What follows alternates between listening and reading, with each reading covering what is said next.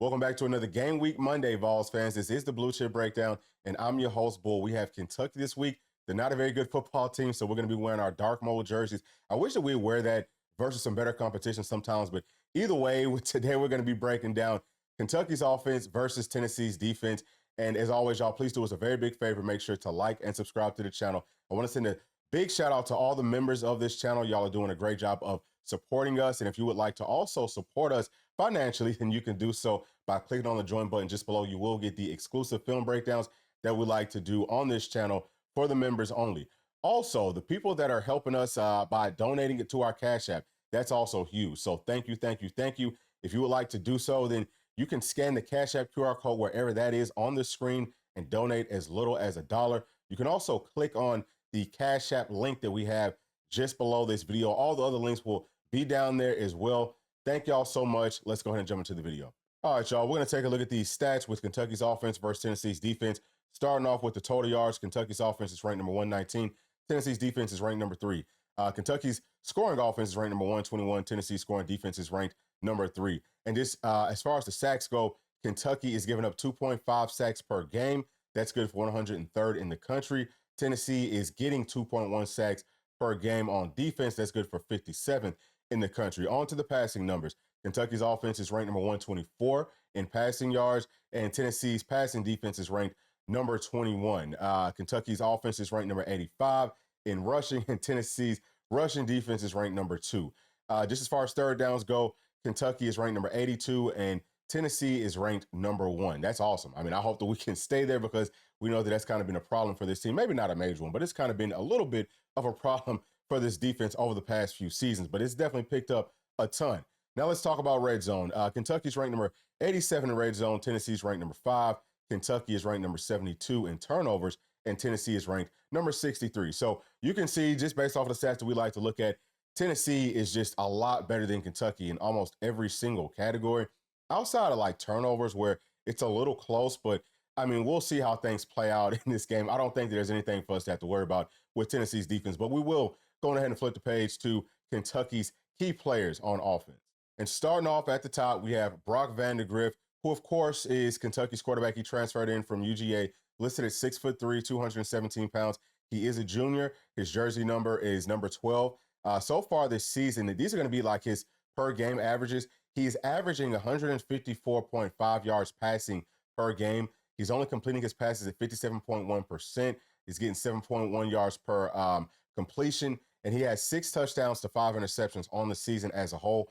Just as far as rushing, he does get about 9 carries per game, and he's averaging about 13.5 yards on the ground and 1.5 yards per carry. He has no rushing touchdowns. I just threw that in there just so that people understand, if you have not watched Kentucky play before, that he will run sometimes. Most of the time, it's going to be when plays break down, but they do have some design quarterback runs for Brock, but he's just not that dynamic with the football in his hands. But outside of that, you know, this is a quarterback that was a 5-star coming out of high school, and, you know, he can make all the throws. He's got, I would say, above average arm talent. I wouldn't say that it's necessarily elite, but he does have a strong arm. He throws on time within this offense. Obviously, he's not very accurate. I mean, there's a lot of things that's going on that we'll get to as we kind of, you know, go further through this whole deal so that we can understand why he's not being as productive as maybe he could be.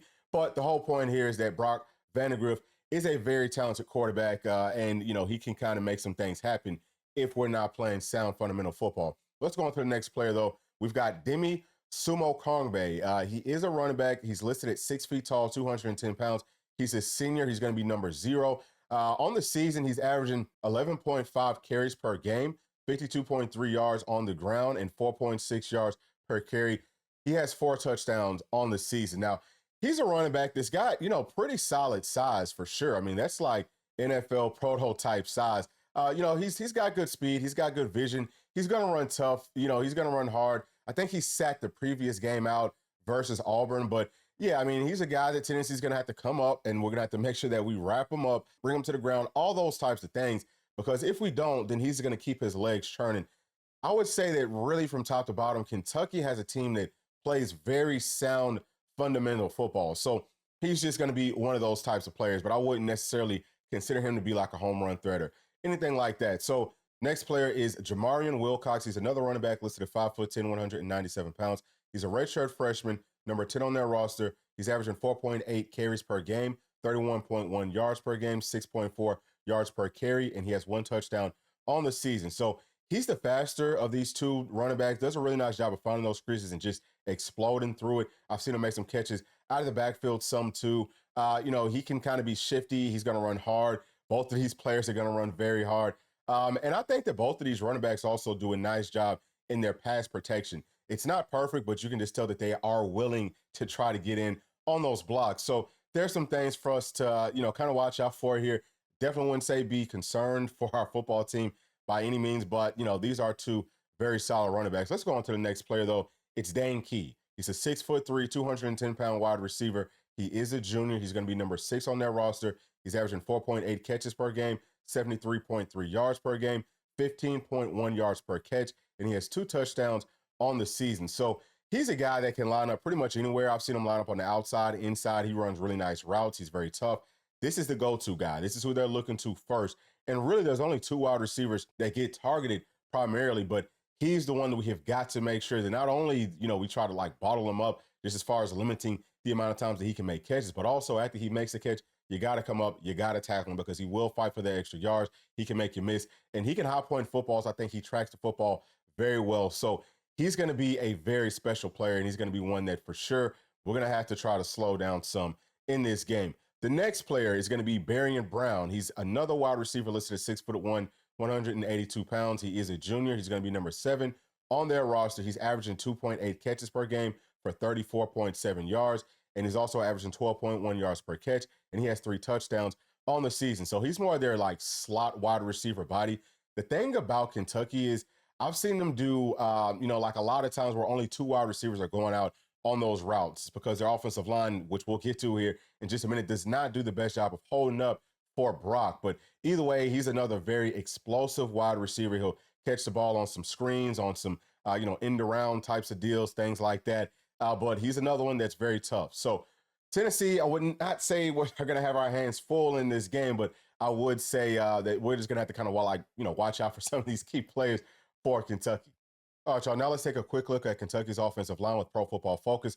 Y'all can look at those grades. I will be looking more at the pressures given up, and I'll tell you what I know about each player very briefly. So up at the top, Eli Cox, number 75. He is their starting center, and I would say he's probably their most consistent offensive lineman from top to bottom. But this season, he's had 237 pressure opportunities. He's given up 0 sacks, 1 hit, 7 hurries, and a total of 8 pressures. On to the next player, Marquise Cox.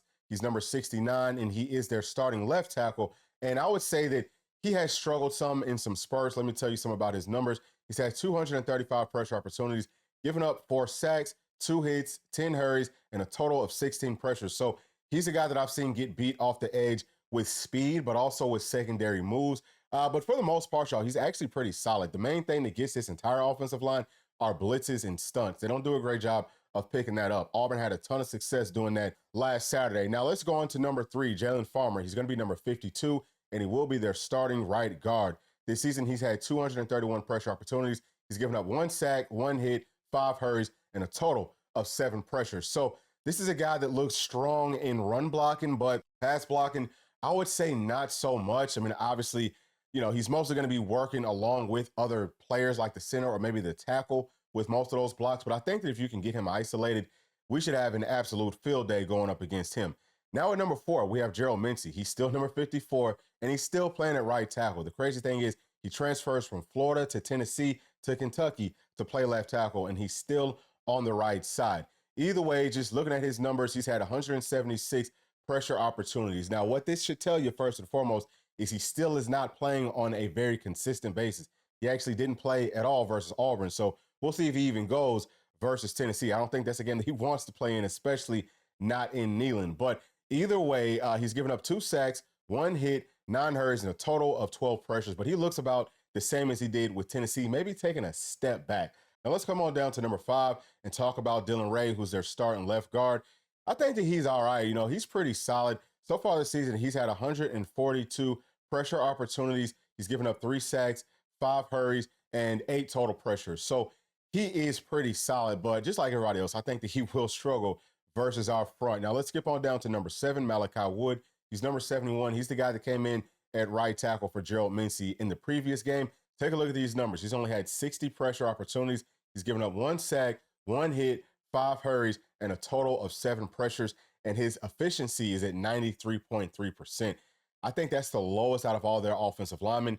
And boy, I'm going to tell you, if he does start in this game, if he even plays in this game, Tennessee might break some sort of a sack record because he cannot block anybody on our front. So we'll see if Gerald Mincey can kind of tough this thing out. But most of Auburn's success came from bringing pressure to number 71 side. But from top to bottom, y'all, this offensive line, they've looked solid. I mean, they do a really nice job, with their run blocking and things like that. But outside of that, man, they are just, oh my gosh, they do not do the best job in pass protection for a full 60-minute game. So I do think that our front is going to have a really, really nice day. All right, y'all, let's talk about what I've seen from watching Kentucky on film, and this probably won't take too long. They're 60% run to 40% pass, and everything that they do is set up off of their running game. They want to play downhill, smash mouth football. Yeah, there's some misdirection elements to it, but it's not a whole lot of trickeration. It's about, the play's coming here. We're telling you that it's coming here, and can you step up, or will you step up and be more physical than we are? So that'll be a different sort of a challenge, I think, for our linebackers, because a lot of what they've seen so far has been misdirection stuff. So it can kind of be a test for some of these younger guys. They're going to have to step up and take on these big old offensive linemen, big old tight ends over and over and over again. And I'll tell you this, man, Kentucky does a really nice job with all of their run blocking scheme, whether they're pulling around guard, tackle, center, guard, center, tight end, whoever. They do a whole lot of pulling, a whole lot of counter stuff, but they do a really nice job of finding the people to pick up and of also getting some really nice shots on them. So linebackers and safeties, like we always say, it's going to be important in every single game, but this time they have to be very, very physical.